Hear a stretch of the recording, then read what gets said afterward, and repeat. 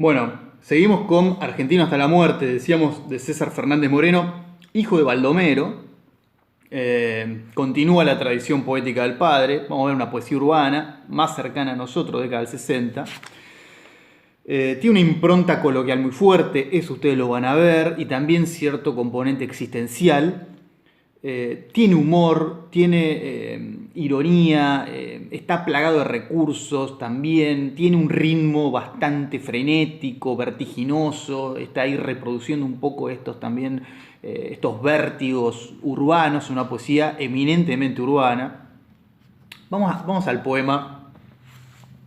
Ahí el comienzo, Argentino hasta la muerte, del año 54, lo publica posteriormente, si yo no me equivoco, pero bueno, ahí Monteleone lo marca en el 54. Argentino hasta la muerte, ¿no? Empieza el poema, la pregunta por la nacionalidad va a ser muy fuerte ahí. ¿Qué cosa es el ser argentino? Y yo le marco el comienzo en minúscula, como para empezar a ser precavidos de estos pequeños elementos que podríamos pasarlo por alto y que son elementos importantes. Girondo nos enseñó que a estos elementos formales hay que prestarle atención, ¿no? Casi de eso hablaba el poema, decíamos nosotros en el video anterior. Bueno, hay otros poemas que no hablan exclusivamente de eso, pero usan los recursos, los administran. Y este poema empieza en minúscula, y eso es un elemento importante. Vamos a ver en la clase sobre Denise Levertov, que ella lo que hace es pensar la lógica del verso libre. En un momento va a reflexionar sobre el uso de mayúscula o minúscula. Es un elemento que hay que pensar. Ella lo piensa en términos de interrumpir el flujo narrativo con las mayúsculas, cuando uno pone una mayúscula, o poner minúsculas, incluso en nombres propios, porque lo que quiere el poeta es que la cosa fluya. Bueno, acá César pareciera que quiere arrancar así medio in media res y vamos a todo lo que da, porque el poema va a todo lo que da, evidentemente. De todas maneras, rápidamente aparece Buenos Aires ahí en mayúscula. También eso podríamos pensarlo en términos de ese verso. Lo único que está en mayúscula ahí es Buenos Aires, ¿no? Es Buenos Aires. El fragmento es extenso, lo que tienen para leer, entonces hay un montón de cosas. Yo voy recortando alguna como para ir pensando muy fragmentadamente. Ustedes leanlo y van a encontrar un montón de otras cosas. Entonces yo le decía, el tema de la inmigración aparece fuerte, la idea de Argentina como país diverso. Podríamos pensar en términos también de esta construcción de la espacialidad. Vamos a ver por qué, esta espacialidad que es política. Dice ahí en la 341, él dice, esta dulce, amarga, picante, insípida tierra argentina. Después un poco más adelante dice, yo igual que Buenos Aires no estaba aquí, me trajeron de Europa, ¿no? Esta idea de que Buenos Aires y la Argentina, que en realidad la argentinidad es una argentinidad porteña, la que él está expresando, es importada, ¿no? Es importada. Fíjense, ahí en la segunda placa, esto es página 342, dice, no estaba aquí, me trajeron de Europa, me trajeron por piezas, primero una mitad, la otra 2 siglos después, tengo entonces 2 piernas como desparejas, una pisa al abismo de malones y humo, otra un muelle reciente sobre el río de barro, abierto así en el tiempo camino rengueando, y bueno, soy argentino, ¿no? Esta idea, de todas maneras, decía, es una escritura porteña, pero está mirando también estas distintas espacialidades. Tiene una pata en el barro, una pata de malones, una pata en el desierto y la otra en el muelle. Bueno, en realidad decía el muelle de barro, pero una pata en el desierto y otra en el muelle de barro, de donde se importa toda la cultura argentina, básicamente de Europa. Y se ando medio rengo, ¿no? Tengo una pata en el desierto, otra en la ciudad, soy argentino. Bien. Yo también les marcaría que ustedes le presten atención a la totalidad del poema, porque nosotros lo vamos a recuperar. Yo les decía, la selección tiene algunos versos que siguen una métrica determinada, una rima. Baldomero continuaba con la rima, sigue continuando con algunos elementos poéticos. Acá César no tiene rima, y fíjense el corte de los versos, muchas veces es un corte asintáctico, es decir, corta en un momento donde no hay una coma, donde no hay un punto, Levertov va a decir, ese corte funciona como una media coma de duración, ¿no? Es un corte infinitesimal que lo que hace es expresar los procesos de pensamiento del poeta. Lo vamos a ver con Levertov, pero fíjense que acá hay un corte asintáctico, ¿no? Esto ya empieza a ser el germen del verso libre, que vamos a encontrar más adelante en el siglo XX, explotado de manera más consciente.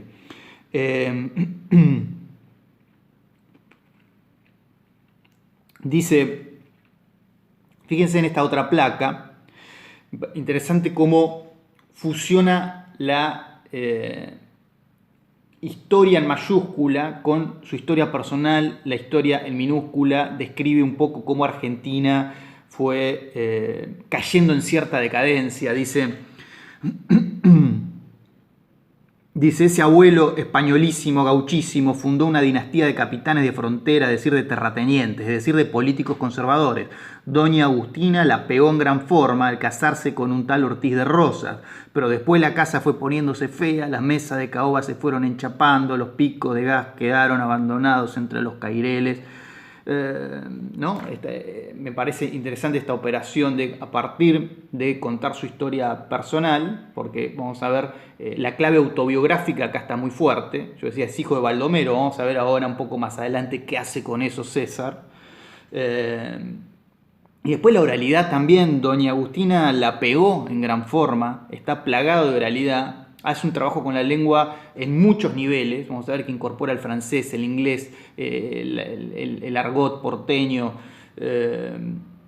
Es una gran mezcolanza como la propia argentinidad, ¿verdad? Elementos formales que están adecuados al tema del poema, ¿no? Dice un poco más adelante que van a recortar varios elementos de este tipo. Fíjense en esta plata, pobre de ellos, dice, ¿no? Otro elemento que tiene que ver con la oralidad. Un poco más abajo dice, el abuelo de quien desciendo más, el verdadero Baldomero, ¿no? Es decir, yo desciendo de mi abuelo más que de mi padre, en realidad desciende del padre, pero dice, el verdadero Baldomero, el primero, el original, era el abuelo, no el padre. Ahí este tono humorístico, esta cosa de estar poniendo también la noticia, porque Baldomero es un poeta completamente reconocido, y lo va a decir en el poema, es como decir, bueno, soy el hijo de Baldomero, y escribo poesía, ¿no? La puta madre. Entonces dice, no era tan fácil ser el padre del gran poeta, refiriéndose a su abuelo, y sin embargo se le dio. El gran poeta es Baldomero. Dice, tampoco era fácil ser el hijo del gran poeta, y sin embargo se me dio. Y dice un poco más abajo, cada paso que doy se me caen encima 70 balcones. Disculpen la riqueza, las telas de mi abuelo las recibí en palabras, ¿no? Su genealogía es también una genealogía poética y eso aparece en el poema. La clave autobiográfica está fuertemente marcada. Y dice ahí arriba, cada paso que doy se me caen encima 70 balcones. Bueno, hay un poema de Baldomero completamente reconocido que dice 70 balcones y ninguna flor. Dice, 70 balcones hay en esta casa, 70 balcones y ninguna flor. A sus habitantes, Señor, ¿qué les pasa? Odian el perfume, odian el color. Así dice el poema de Baldomero. Es un poema muy famoso. Entonces dice, bueno, a cada paso que voy se me caen 70 balcones, se me cae la herencia paterna, se me cae la obligación, se me cae el apellido encima, ¿no? Y yo quiero hacer mi propia poesía. Bien, dice un poco más adelante, dice, ahí en esta misma página 343, yo no la voy a leer, pero fíjense que es importante para pensar en términos de la espacialidad que va construyendo. Es una poesía eminentemente urbana, pero recuerda la infancia y cambia ahí el paisaje. Habla de los ranchos junto a la laguna, como que esta gran metrópoli que va a aparecer fuerte acá en este mismo poema, en un momento se disuelve y rememora lo que alguna vez fue, en momentos anteriores a este proceso de modernización tan fuerte, ¿no? que se da ahí a principios del siglo XX. Entonces yo les decía, miren las descripciones de esta parte y traten de hacer el link con esta cuestión de la espacialidad, de pensar qué pasa con respecto a esta poesía que es urbana, pero que excede en algún punto una espacialidad específica. Siguiente placa en la página 344. Bueno, es argentino, es todas las cosas, ¿no? Dice guerrero, campesino, comerciante, poeta, perhaps, español, francés, indio, casi seguro, rico, pobre, de todas las clases y de ninguna. Y bueno, soy argentino, ¿no? Soy todas las cosas. Esta idea de mezcolanza que al interior del poema explota en determinadas cuestiones formales. Está todo, están todas las lenguas, está todo mezclado, está todo de corrido. Es un caos, es un verdadero caos, es un poema caótico, ¿no? Casi no hay signo de puntuación, es un ir para adelante y después vemos. Vamos para adelante y después vemos. Y bueno, soy argentino, dirá César, ¿no? Toda la página 345 habla sobre la argentinidad, sobre el idioma argentino. Este es el gran tema del poema. Y fíjense esto que decía yo en términos de la lengua, lo que dice ahí en la 345, siguiente placa, dice: What do you think, Cholito? Dice: vos, usted, tú, tate, ti, corazón, corazón, ¿qué vas a hacerle, hacerle, bla, bla, bla? Si no sabes ni siquiera sabes quién sos, eres, batime, che, Kaiserling, Orteguita, pasame el dato, bien, je suis argentin, ¿no? Acá está el caos de la gran mezcolanza, la falta de ortografía, corazón con S, corazón con Z, el error de tipeo, la onomatopeya, el francés, vamos a ver, el inglés también, está condensado en términos formales lo que César está diciendo en este poema que prácticamente es un poema épico, ¿no? Digo, por el tono y porque está pensando ciertas cuestiones de la nación, de la nacionalidad. Un poco más adelante, con respecto a este fragmento, habla de mis angustiosos problemas lingüísticos, ¿no? En tanto argentino, mis angustiosos problemas lingüísticos. Y fíjense cómo podemos leer aquel verso que está un poco más adelante con respecto a este recorte de la placa anterior, ¿no? Donde lingüísticamente es un caos, es directamente un caos. Después habla de nuevo, páginas más adelante, cuestiones referidas a la argentinidad. Dice que son los reyes, somos, ¿no? Dice, porque yo soy argentino, dice César. Reyes de la postergación. Aparecen ahí las figuras bien icónicas de Buenos Aires, el tango, el subte, la calle Florida. Más adelante va a estar el obelisco, ahora una placa que recortamos. Es decir, construye sobre un imaginario cristalizado socialmente, ¿no? Esto de que el argentino es medio chanta, piensa qué es lo que le da unidad a este ser nacional, la Argentina como un gran decorado vacío de contenido, la burocracia, esto de ir a hacer un trámite, hacemos la fila de onda, ¿no? ¿Qué estamos haciendo? Hay una fila, nos ponemos, dice, somos argentinos, venimos a hacer trámites. Bueno, todos estos lugares comunes él los va trabajando de manera poética en esta poesía de largo aliento, que va, y después vemos hacia dónde. Y recortamos el último fragmento que me parece interesante.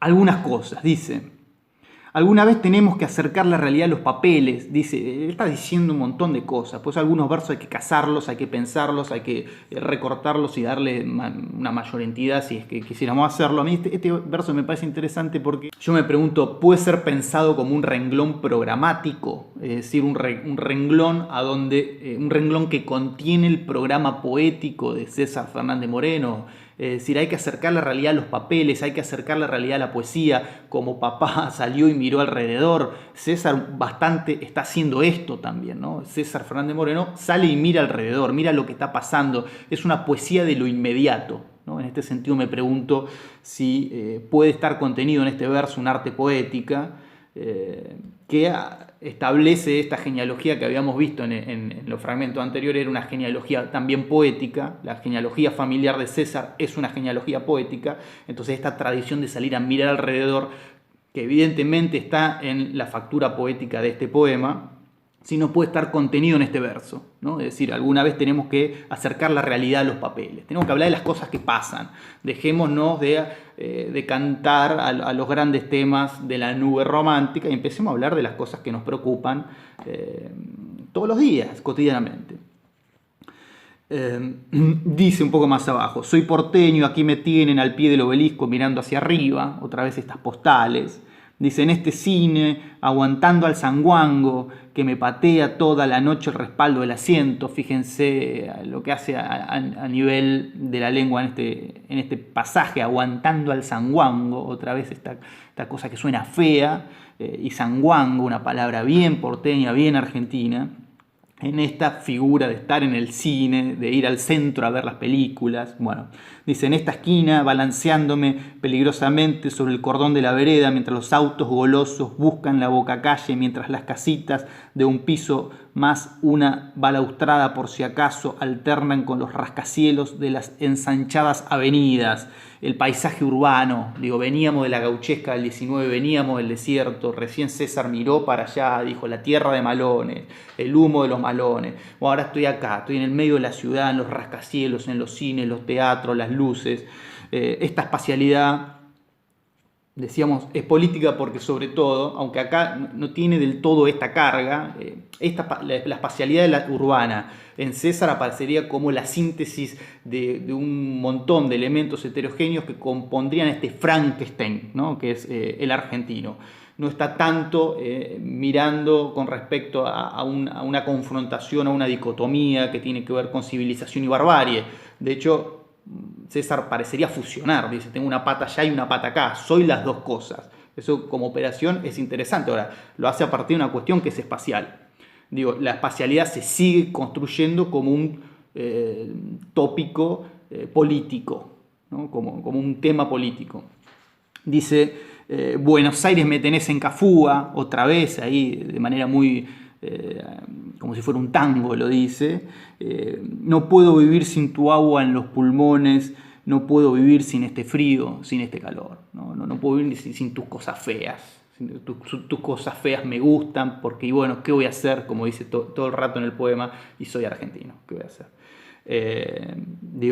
En algún punto es un canto a la patria, ese concepto tan problemático, un canto a los problemas de asumirse con una patria determinada. Bueno, léanlo, mírenlo, yo recorté unos fragmentos muy aislados, hay un montón de otras cosas, es un poema muy denso en el sentido de que tiene mucho, todo el tiempo mucho, va tirando y tirando y tirando y tirando y es como interminable, tiene un ritmo interesantísimo, tiene una composición interesantísima. Acá ni siquiera está completo, daría a quien le interese, ¿no? Buscarlo, se puede trabajar. Si a alguien le interesa alguna zona del programa también con respecto, yo decía, nosotros vamos a trabajar con los textos a disposición, tratar de recortar un problema, no se trata de saberlo todo. Si a alguien le interesa César Fernández Moreno, estoy pensando en un final, puede trabajar con todo el poema, ¿no? Y hacer una exposición y después la primera mitad trabajar con el objeto que haya recortado y después la otra mitad sí hacer algunas preguntas que tengan que ver con que tengan más o menos conciencia de cómo viene el programa. Pero quiero decir, ustedes vayan viendo qué zonas les interesan más y quizás puedan hacer un recorte y profundizar siempre, ¿no? Digo, nosotros estamos acá presentando un panorama y hay mucho más para decir y que ustedes investiguen y que encuentren y que recorten, como hace la crítica que nosotros vemos, que recorten su propio problema para trabajar en sus propios términos. Esa sería una idea. Me parece que acá hay un poeta interesantísimo. Siguiente video vemos un par de poemitas de Borges, cortitos, lo hacemos a Borges y seguimos con más poesía.